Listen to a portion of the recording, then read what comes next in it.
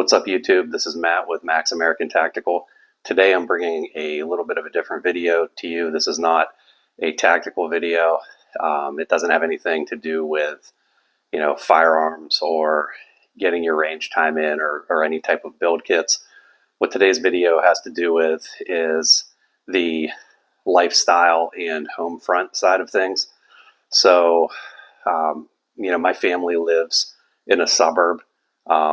We are not homesteaders. We're not out in the middle of nowhere, but we actually do stay relatively prepared.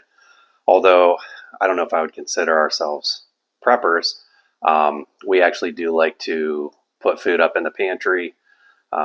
We do quite a bit of canning, and what we do is we buy in bulk. We have a place not too far from here, processors that, let's say for chicken, we can get 40-pound cases of chicken for, I'm going to say the last time, what did we pay? Say $60 for a 40-pound case. Now, we've done better in the past, but prices keep going up. So you saw I had a little video where I canned 160 pounds. Well, we just picked up another 80 pounds of chicken. And the reason why we can is because it's shelf stable.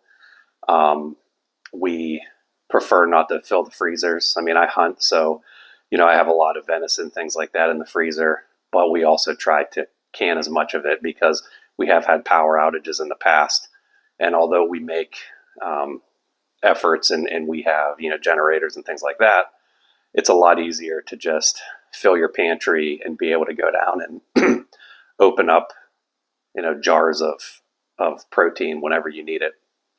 So the video today, you're going to see we canned the majority of the 80 pounds of chicken, but we also made a batch, I believe it was 14 quarts of chicken soup.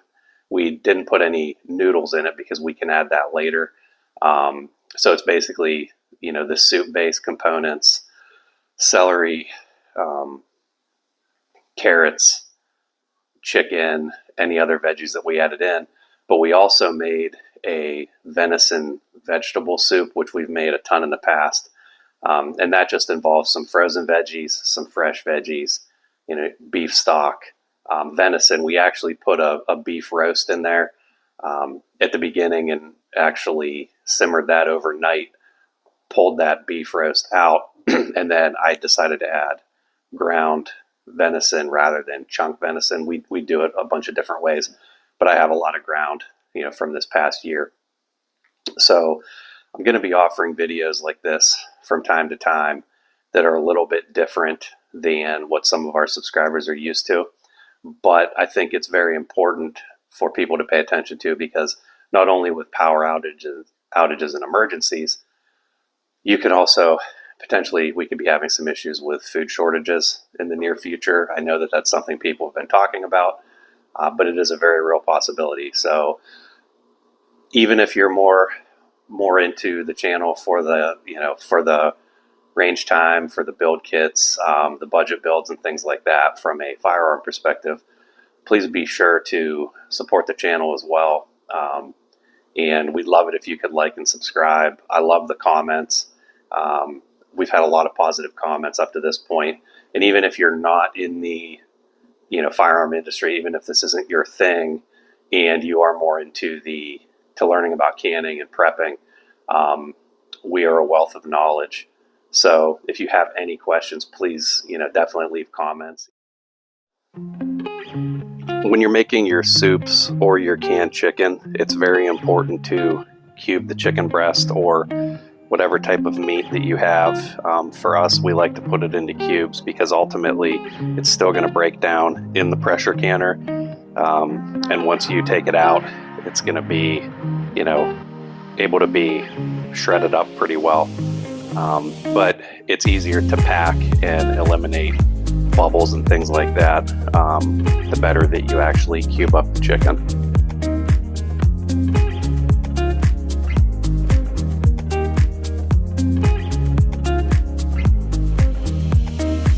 So for the chicken soup, we're actually adding canning salt, we're adding soup base. I believe we're adding in a little garlic powder as well, just for some extra seasoning. And then you can see we're going to be adding the chicken. Now, the chicken, we're only going to fill the quart jar about halfway. And then once we have all the chicken loaded into the quart jars, we'll go ahead and add our veggies. Even though it's not necessary, we find that it's a lot easier to just use the funnel to be able to load everything into the quart jars. It helps with cleanup, and it just makes everything a lot easier. So for the few dollars that it is to pick up one of the funnels, it's definitely worth it.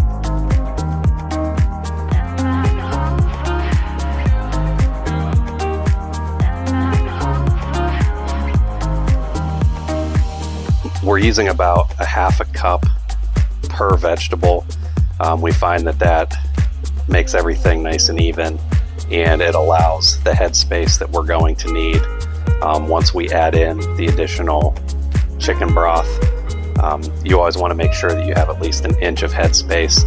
If you don't, you'll learn your lesson pretty quickly. We've had it happen in the past, and have had jars that don't seal because once you're doing the canning process in the pressure canner, liquid and possibly some of the material inside will seep out and it'll stick to the rim of the mason jar. And if that happens, then you can actually end up losing your seal, which happens sometimes. And we prefer to have every can 100% sealed, so we don't have to hurry up and go through any of the meals and eat them sooner than later, because the point of it is we're trying to put these up for long-term preservation.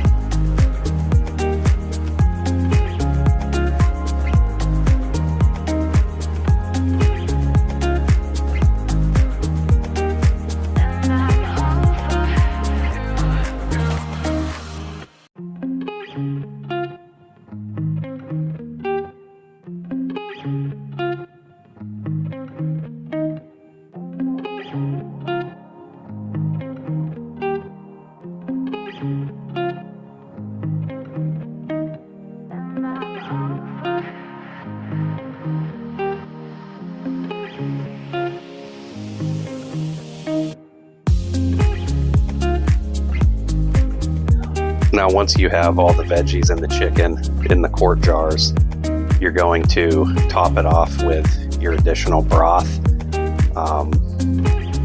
We're just using, your standard broth. There's always sales after Thanksgiving. I think these ones we were getting for under $1. And then you always want to go through and debubble. What you're trying to do is get rid of any air that may be in there, which is what my wife's doing in this specific video.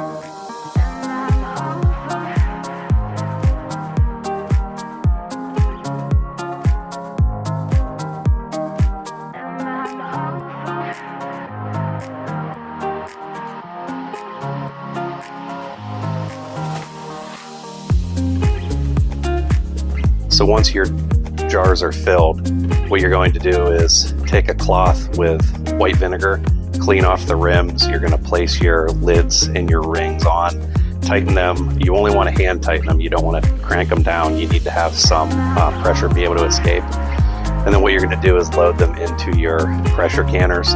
Now, as you can see, there's not a lot of water in the pressure canner. There's actually a line that every pressure canner has on it, so you know where to fill it. And then you also want to make sure you put some white vinegar in the water that is in the pressure canner, because it keeps your jars clean and it allows them to not get that cloudy color.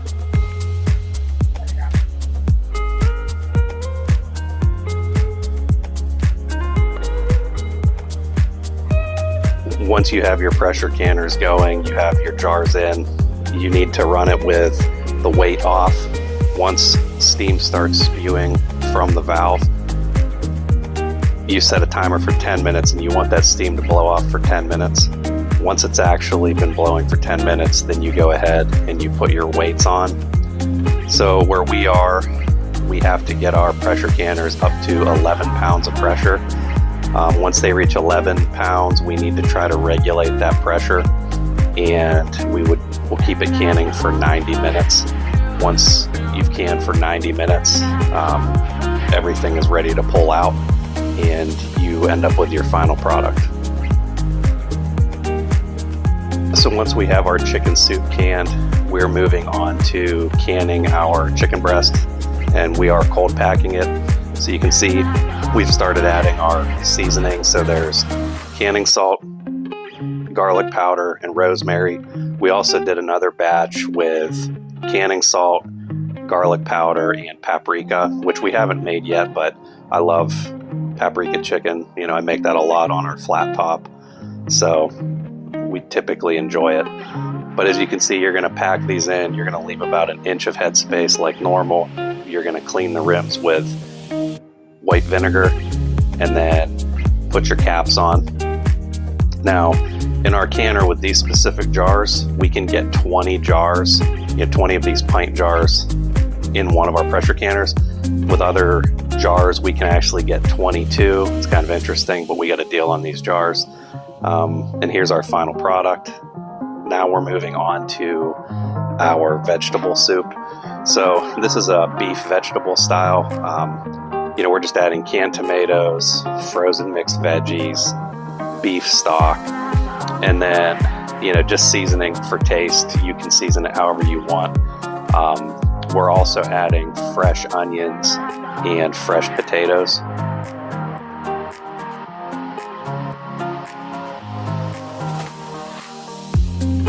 Now, since we had a pretty big roast, we decided to go ahead and cook that roast and simmer it overnight. And we're actually using roasters because we can get a larger volume out of that instead of just boiling it on the stovetop or using a crock pot. Roasters are way bigger than crock pots. So what we did is kept that roast in there, and then we eventually pulled it out.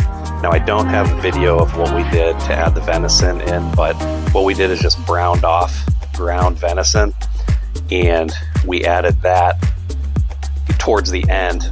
We also waited until the second day to add in potatoes because we like our potatoes to be a little toothier. We don't want them to get super soft. But we thought with the roast, it would give that little bit of extra beef flavor and beef fat into the vegetable soup, since venison is, very, very lean. And what I also did was threw in a few bay leaves just for some additional flavor. It always ends up working out pretty good. For the beef vegetable soup, canning wise, you're going to follow the same processes. It's definitely something that we have really enjoyed doing. We have a lot of fresh food that we can get a hold of anytime we need it in a pinch. Let me know if you guys have any questions. Leave them in the comments. Thank you again for watching.